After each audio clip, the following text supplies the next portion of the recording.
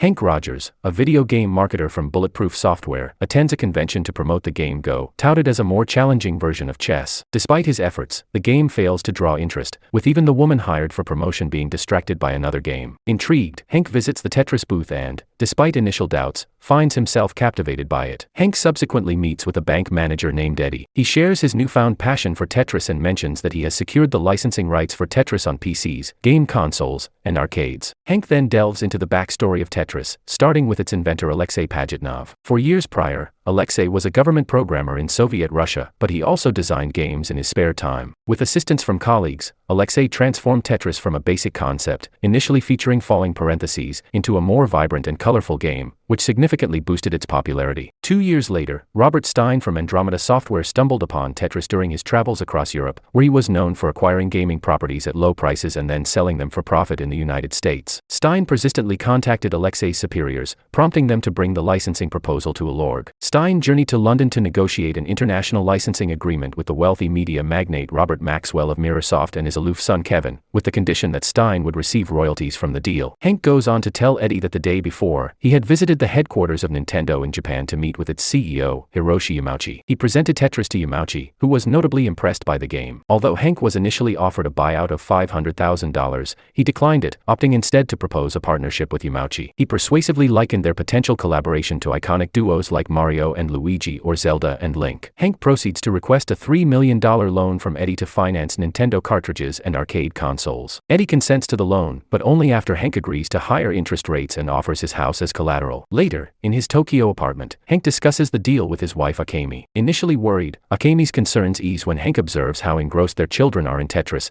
resulting in a peaceful atmosphere at home. Their eldest daughter, Maya, in particular, is deeply captivated by the game. Hank has a phone conversation with Kevin, who informs him that he and his father have already sold the arcade rights for Tetris to Sega in Japan. This news angers Hank, prompting him to revisit Nintendo and speak with Yamauchi. He requests advance payments on residuals. Yamauchi, in response, invites Hank to Seattle to meet with his associates. Hank heads to Seattle for a meeting with Nintendo's president, Minoru Arakawa, and Vice President, Howard Lincoln. During this meeting, they introduce him to the Game Boy, their latest handheld console, which is planned to launch with Super Mario Land. However, Hank persuades them to bundle Tetris with the Game Boy instead. He also informs them of his intention to secure the handheld licensing rights for Tetris. Hank travels to London to meet with the Maxwells, only to find them embroiled in a tense meeting with Stein, who is upset about not receiving his payments. Hank attempts to purchase the handheld rights during this meeting, but the Maxwells don't provide a clear answer. After Hank and Stein depart, Kevin questions his father about discrepancies in employee retirement funds, but Maxwell deflects these inquiries, concentrating instead on securing Tetris. Outside, Hank and Stein appear to reach an agreement regarding the handheld rights. Arakawa and Lincoln contact Hank to inform him that Stein is in the process of selling the handheld rights for Tetris to Atari for $100,000. This move is seen as Stein's retaliation against the Maxwells for their failure to pay him. Despite warnings from Arakawa and Lincoln about the risks associated with traveling to communist Russia, Hank decides to take matters into his own hands. He resolves to journey to Moscow to directly negotiate with Elektronord Technica for the rights, better known abbreviated as Elorg. When Hank reaches Moscow, he connects with Sasha, a young woman who takes on the role of his translator. She leads him to Elorg, cautioning him about the potential risks of entering the premises uninvited. Despite her warnings, they proceed to meet Nikolai Balaikov, the president of Elorg. Hank then starts to discuss his business proposition with Balaikov. Through Sasha's interpretation, Hank discovers that Elorg had only granted licensing rights for Tetris on PC, not for console or handheld versions. He shows Balaikov a personal copy of the Japanese version of Tetris, but Balaikov suspects it to be an unauthorized copy. Despite Balaikov initially ordering him to leave, Hank manages to persuade him to schedule another meeting to talk over the terms of a potential deal. However, as they leave Elorg, Hank is confronted by intimidating KGB agents who instruct him to depart from the country. Kevin travels to Moscow and has a meeting with Valentin Trifonov, who is part of the Central Committee of the Communist Party and leads the Department of Foreign Trade. Given the Maxwell family's connections with Mikhail Gorbachev, they are confident that they have a more straightforward path to securing the rights to Tetris. The following day, Hank and Sasha revisit Elorg, where they encounter Alexei Pajitnov for the first time, as well as Valentin Trifonov and his associates. Trifonov confronts Hank, accusing him of engaging in illicit activities, such as entering the country on a tourist visa under false pretenses. Alexei, too, initially harbors doubts about Hank's motives. During this meeting, Balaikov clarifies that the arcade rights for Tetris had never been sold to any party. Stein and Kevin also make their separate way to try and meet with Balaikov at the same time. While they are there, Hank examines the previously signed contract and comes to the conclusion that Stein Stein had illegitimately acquired arcade rights. In response, Belikov offers Stein a fresh contract concerning the handheld rights. After these developments, Alexei kindly offers Hank and Sasha a lift back to their residence. Kevin has another meeting with Trifonov, during which he learns that Trifonov's team had been monitoring his earlier meeting with Belikov. Trifonov admits to Kevin that the era of communism in Russia is nearing its end, and he expresses a desire to honor their deal too. Unbeknownst to Kevin, Trifonov is simultaneously being offered bribes by Maxwell to assist in securing the rights to Tetris. That evening, Hank pays a visit to Alexei's residence and enjoys dinner with him and his wife. Nina suspects Hank of having stolen Tetris, but he manages to convince them of his genuine intentions. During the visit, Alexei introduces Hank to the original version of Tetris and allows him to play it. Suddenly, they hear a knock at the door. Fearing it might be the KGB looking for Hank, Alexei and Nina quickly hide him. They soon discover it's just a neighbor asking for salt. After the neighbor leaves, Alexei urges Hank to depart, but Hank persuades him to go out together so they can continue their discussion. Alexei brings Hank to a club frequented by individuals aspiring for independence from the Soviet Union. There, amidst the lively atmosphere and to the tune of The Final Countdown, they party and dance, allowing Hank and Alexei to start forming a bond. However, unbeknownst to them, the KGB has been tailing Hank and capturing photographs. This surveillance leads them to Hank's family, where they confront Akemi and the children at her workplace,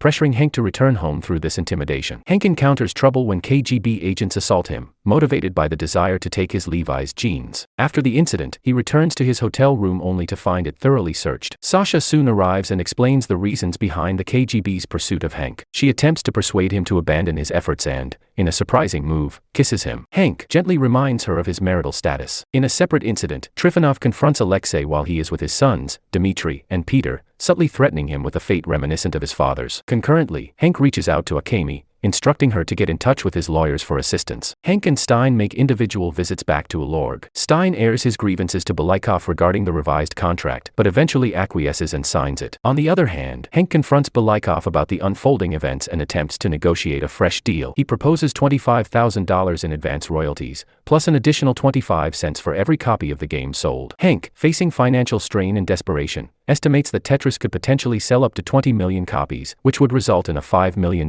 earning for Belikov. Belikov steps outside to meet with Trifonov, who informs him that Tetris is set to be awarded to Mirasoft. Following this, they arrange a meeting with Kevin, where Belikov stipulates that Mirasoft can secure Tetris on the condition that they wire $1 million within a week. After this discussion, Belikov has a private conversation with Hank, suggesting that he make a competing offer within the same time frame. Belikov also presents Hank with a letter of intent to sign, indicating his serious consideration of Hank's proposal. Alexei joins Hank in a taxi to ensure they aren't followed. During the ride, Alexei shares the story of his father, a university professor whose career was derailed after he signed a protest letter in support of a colleague imprisoned for selling a book overseas. Alexei then reveals to Hank that Sasha is a KGB agent who has been targeting him due to his perceived threat. They observe Sasha in conversation with Trifonov, confirming Alexei's suspicions. Alexei escorts Hank to an airport. Hank fails to attend Maya's school concert, breaking his promise to be there. In a separate development, Maxwell has a meeting with Arakawa and Lincoln, aiming to secure Tetris for Mirasoft. Acting on Maxwell's directive, one of Trifonov's associates attacks Belikov. Back at his apartment, Hank is disheartened to receive a fax indicating his exclusion from the Tetris deal. Adding to his woes, he also receives a threatening photograph showing Sasha kissing him, a potential leverage against him with his family. When Akemi and Maya visit, Akemi reprimands Hank for missing Maya's concert. Hank, preoccupied with the potential loss of the deal and its implications for their livelihood, inadvertently neglects their feelings. This causes Maya to retreat to her room, distressed and in tears. Belikov stops by Alexei's apartment for a visit. He informs Alexei that Tetris is being handed over to Mirasoft and that he, Belikov, risks being ousted from his position at Alorg unless Alexei can rectify the situation. Belikov entrusts Alexei with a letter of intent, which Alexei subsequently faxes to Hank from his workplace. Concurrently, Kevin discovers his father destroying documents. When he inquiries about the $1 million required for the Alorg transaction, Kevin reveals that they don't have the funds available. Upon receiving the letter, Hank heads back to Nintendo to confront Arakawa and Lincoln, presenting them with the letter as evidence. There, he learns that Atari has infringed on Nintendo's patent and is distributing Tetris cartridges. Hank asserts that Stein and the Maxwells have been deceitful and points out that the letter's validity expired the previous day, rendering Atari's rights to Tetris null and void. Convincing Arakawa and Lincoln of the urgency, Hank persuades them to accompany him to Moscow. Alexei is met with the harsh reality of losing his job and witnesses the repossession of his belongings. Adding to his distress, he encounters Trifonov speaking with his sons, Dmitry and Peter, where Trifonov subtly threatens to harm them. Trifonov reaches out to Maxwell to continue their negotiations. Sasha, observing this, realizes that Trifonov is manipulating the situation for his own benefit, disregarding the interests of his country. In a separate incident, Stein confronts the Maxwells, physically attacking Kevin for secretly attempting to finalize the Allord deal in Moscow, a move that jeopardized Stein's financial interests. After reviewing the documents, Maxwell decides to travel to Moscow with Kevin, intending to personally meet with Gorbachev and counter Hank's efforts. After returning, Hank seeks out Alexei, who is reluctant to meet him, feeling that his association with Hank has led to significant personal losses. Trifonov and his associates become aware of Hank's return and hastily make their way to Allord. The Maxwells arrive at Allord first to finalize their deal, but they are soon followed by Hank, Arakawa, and Lincoln. Maxwell insists that Belikov sign the agreement, but Hank discerns that the Maxwells lack the financial means to fulfill their commitment to Allord. Recognizing the deception, Belikov refuses to sign with them. Maxwell attempts to attack Belikov. Subsequently, Belikov finalizes a deal with Nintendo and instructs the group to leave Moscow without delay. In the aftermath, Trifonov confronts Maxwell, exposing his schemes in front of Kevin and Sasha, as it becomes evident that they have lost the contract. Trifonov sets out in pursuit of Hank, Arakawa, and Lincoln. However, in a timely intervention, Alexei arrives to pick them up and drives them swiftly towards the airport. This triggers a high-speed chase, with KGB agents hot on their trail. Upon reaching the airport, the four men quickly board the first available flight to escape. Trifonov, believing they are headed to Tokyo, boards a flight to Tokyo, only to realize too late that they are on a different plane. In a dramatic turn of events, Sasha appears and arrests Trifonov for treason. Hank returns to his Tokyo apartment and sets up an improvised stage for Maya, making amends for missing her concert. He expresses his apology to her in Japanese, and she performs her show for him in Akemi. Hank also shares with her the exciting news of a $5 million check for bulletproof software. Subsequently, the Game Boy launches with Tetris as its bundled game, achieving rapid sellouts in Japan before even reaching the United States. Amidst these developments, Gorbachev resigns and European borders begin to open up. Hank sends Alexei a personal Game Boy as a gesture of friendship. Later, Alexei and his family relocate to the United States, where they are warmly welcomed by the Rogers family. Hank and Alexei meet with a heartfelt embrace, symbolizing their enduring bond and shared journey. The concluding text reveals that Hank Rogers and Alexei Pajitnov collaborated to establish the Tetris company. Robert Stein, while continuing in the game licensing business, never fully recovered from the loss of Tetris. Robert Maxwell was implicated in the embezzlement of over $900 million from pension funds and accumulated more than $5 billion in debt, leading to the downfall of his media empire. His death occurred under enigmatic conditions. Kevin, entangled in the scandal, was arrested for his involvement in the embezzlement, declared bankruptcy, and was later acquitted of fraud charges. In a significant development in 2014, Hank appointed his daughter Maya as the new CEO of Tetris. The game, with sales surpassing 1 billion units, maintains its status as one of the most beloved and widely played games in history.